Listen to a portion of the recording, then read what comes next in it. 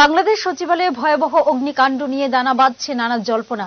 নাশকতার সম্ভাবনাও উড়িয়ে দিচ্ছে না অন্তর্বর্তী সরকার। এই পরিস্থিতিতে উঠে আসছে আরেক তথ্য, শেখ হাসিনার সমস্ত নথি চাওয়ার পর সচিবালয়ে আগুন লাগা দেশের মানুষকে ভাবিয়ে তুলেছে বলে মত বিএনপির।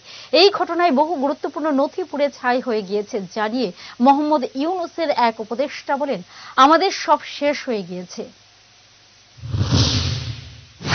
কয়েকদিন আগে 9টি প্রকল্পে 80,000 কোটি টাকার অনিয়ম ও দুর্নীতির অভিযোগ তোলা হয় শেখ হাসিনা ও তার ছেলে সজীব আহমেদ ওয়াজেদ জয়ের বিরুদ্ধে।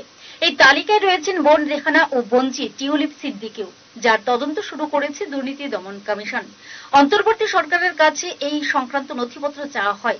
এই প্রসঙ্গ টেনেই সচিবালয়ের অগ্নিকাণ্ড নিয়ে আজ বিএনপির সিনিয়র যুগ্ম মহাসচিব রুহুল কবির রিজভী মন্তব্য করে বলেন, চারদিকে বিভিন্ন ঘটনায় আমরা ভয়ার্ত, ব্যক্তিগতভাবে নয় রাষ্ট্রীয়ভাবে ভয়ার্ত।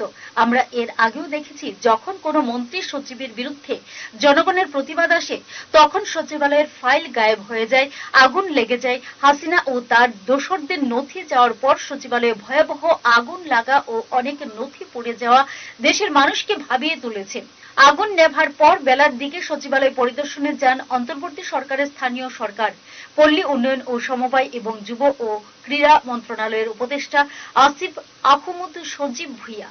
আগুনে পুড়ে ছাই হয়ে যাওয়া সচিবালয়ে নিজ মন্ত্রণালয়ের অফিস দেখে বিমর্ষ হয়ে পড়েন তিনি। বুধবার রাতে যখন সচিবালয়ে আগুন লাগে, তখন সজীব ভুইয়া ছিলেন নীলফামারীতে। আগুনের খবর শুনে সফর সংক্ষিপ্ত করে ফিরে আসেন ঢাকায়।